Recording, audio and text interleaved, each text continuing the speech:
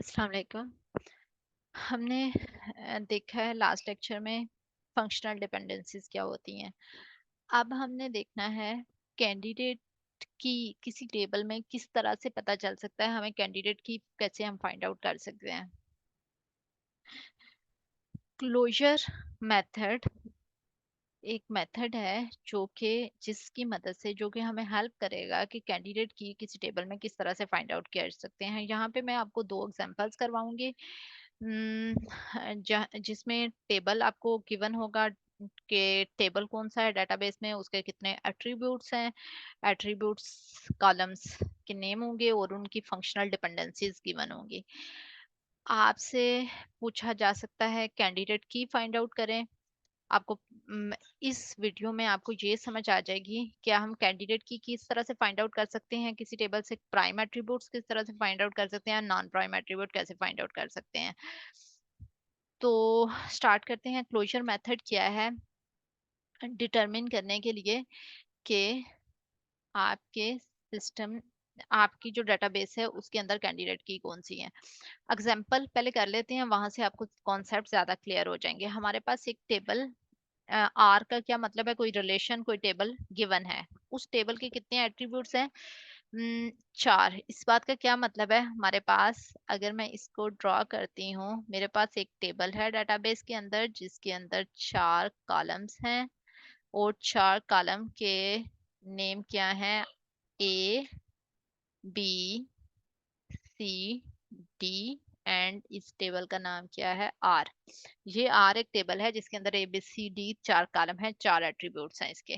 और functional dependencies क्या है, ए बी को डिटरमिन कर रहा है, बी सी को डिटरमिन कर रहा है, सी डी को डिटरमिन कर रहा है। जब आपसे पूछा जाएगा कि कैंडिडेट की आपने फाइंड आउट करनी है या prime non prime attribute find करनी है, तो आपको ये वाला चीज फंक्शनल डिपेंडेंसीज जो होंगी वो गिवन होंगी।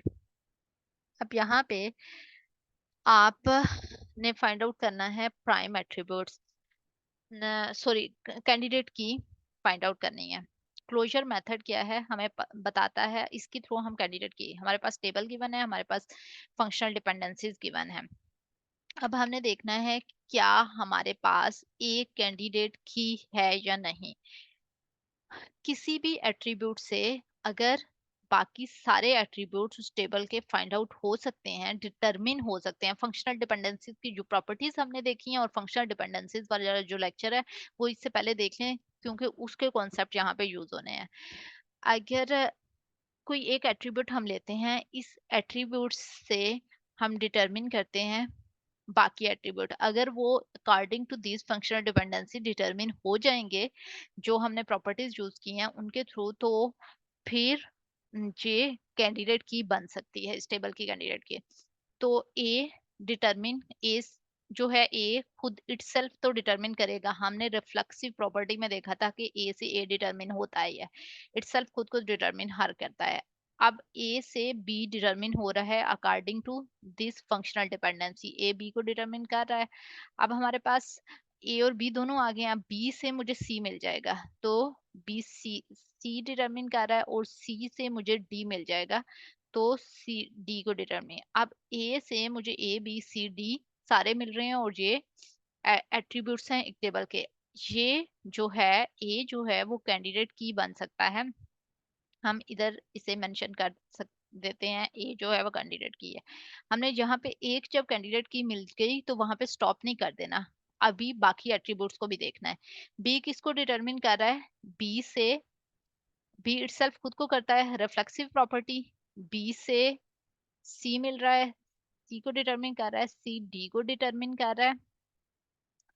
आगे डी से कुछ हो रहा है, नहीं हो रहा, बी सी डी ए रह गया है, ए कहीं से इधर से डिटरमिन हो सकता है, नहीं हो सकता, तो ये क्योंकि 3 एट्रीब्यूट्स को डिटरमिन चौथे को नहीं डिटरमिन कर रही, कैंडिडेट की कौन सी होती है, पहले आपने देखा था कैंडिडेट की वाले टॉपिक में कि जो यूनिकली आइडेंटिफाई कर सके ईच टपल को, तो इसका मतलब है उसके थ्रू हम बाकी सारे जो हैं वैल्यूज उनको फाइंड आउट कर सकते हैं। अगर ये नहीं फाइंड आउट कर सकती, इसका मतलब है ये कैंडिडेट की बनने की प्रॉपर्टी नहीं रखती।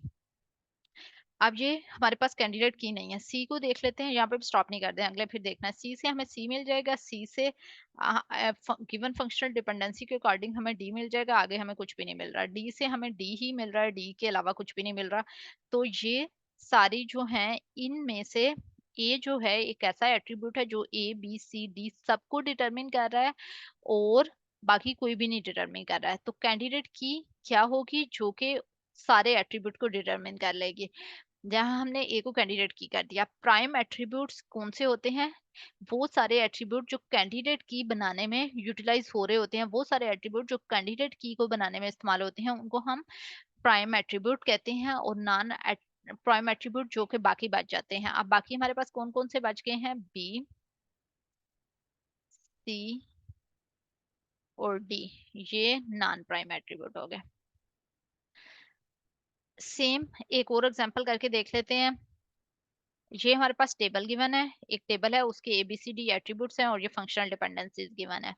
हम क्या ए जो है वो कैंडिडेट की बन सकती है, ए से क्या है, ए मिल जाएगा, ए से बी मिल रहा है, बी से हमें सी मिल रहा है, सी से डी मिल रहा है और डी से ए बी सी डी सारे मिल गए। ठीक है, ये कैंडिडेट की, इधर हम एक लाइन लगा के दोबारा इसको, ये कैंडिडेट की है हमारे पास। दूसरा, बी से बी बी को डिटरमिन कर रहा है, बी से हमें सी मिल रहा है, सी से हमें डी मिल रहा है और जहां पे डी से हमें ए भी मिल रहा है। तो ए बी सी डी सारे मिल रहे हैं बी से भी, तो ये भी कैंडिडेट की बनने की प्रॉपर्टी रखती है। अब यहाँ पे आपने ये नहीं देखना कि सीक्वेंस सीक्वेंस मैटर नहीं करता, बस उससे सारे एट्रीब्यूट मिल रहे हैं, इसका मतलब है वो कैंडिडेट की बनने की प्रॉपर्टी रखता है। देन हमारे पास सी आएगा, सी इटसेल्फ, सी को डिटर सॉरी इधर नहीं अभी मेंशन करना, सी से हमें सी मिल रहा है, सी से हमें डी मिल रहा है, डी से हमें ए मिल रहा है और ए से हमें बी मिल रहा है। तो ये भी सारी प्रॉपर्टीज, ये भी कैंडिडेट की सार बन सकता है क्योंकि ये सारे एट्रीब्यूट को डिटरमिन कर रहा है सी। उसके बाद डी को देख लेते हैं, डी से डी मिल रहा है, डी से ए से बी और बी से फिर सी, ए बी सी डी सारे मिल रहे हैं, तो डी भी कैंडिडेट की है। अब यहाँ पे प्राइम एट्रीब्यूट क्या होंगे, ए बी सी डी सब प्राइम एट्रीब्यूट्स हैं और नॉन प्राइम एट्रीब्यूट्स कौन से हैं, कोई भी नॉन प्राइम एट्रीब्यूट नहीं है, कोई भी नहीं है, खाली है।